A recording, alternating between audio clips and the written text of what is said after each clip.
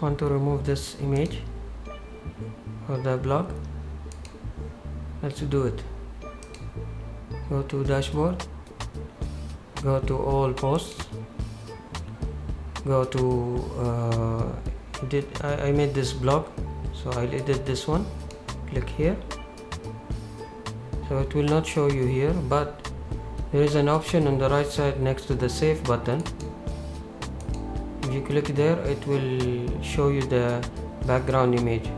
So you can come here and replace on the image.